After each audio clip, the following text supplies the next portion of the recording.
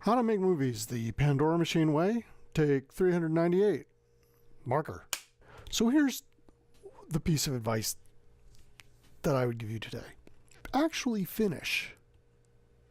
Now, the thing is that in any kind of project, any sort of artistic project of any sort of length, there's going to be a place where you're going to just say, this thing is terrible. This is the worst. Like, this novel or this play or this song or this poem is just, oh, this is just dreadful. I should just stop. And the thing is, okay, so sometimes you're right. Sometimes it is actually just not going to be very good. But still, I encourage you to finish it. This is for a couple reasons. One is sometimes you don't really realize what it is that's wrong with it until you finish it. Sometimes it's just that you're sick and tired of it, that you think that it's as terrible as you think that it is, and it's actually much better. But there's another reason to continue on.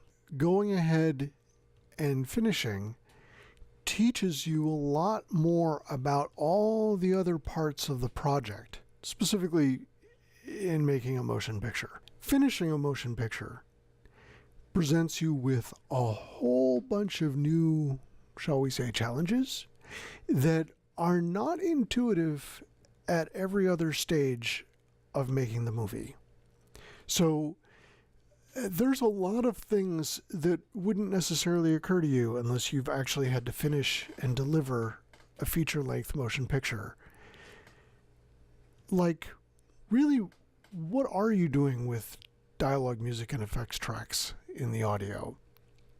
How big of a pain in the tuchus is it to have any kind of text on the screen? The short answer, it's a big one, but we'll get to that at some other time. And what about all of the minutia of deliverable items? There's a lot of paperwork that go into a motion picture that is being distributed almost anywhere. You really kind of have to dot all your I's and cross all your T's on all of your contracts, making sure that all of your picture, all of the audio, all of the actors whose likenesses you are using, that you've got all of that tied up so that if you go to a distributor, you can say, look, I've got a complete chain of title.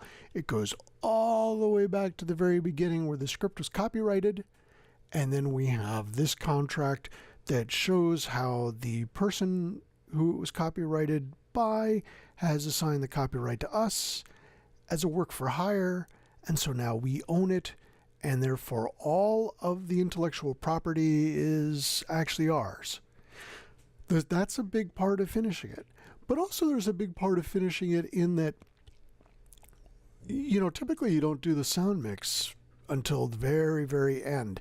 And boy, does it make a difference when you put in the music tracks, when you put in all of the sound effects, when you get the dialogue edited, the perceived quality of the motion picture skyrockets if you can do a halfway decent job at any of that. When it comes to how you deal with sound on set, when it comes to what cameras you're using, perhaps, what cameras you're using. For instance, right now we're being told to shoot everything in 4K. Okay, we shoot everything in 4K. That's for our distributors and our buyers are asking for that. So finish a project. Just go ahead and finish it.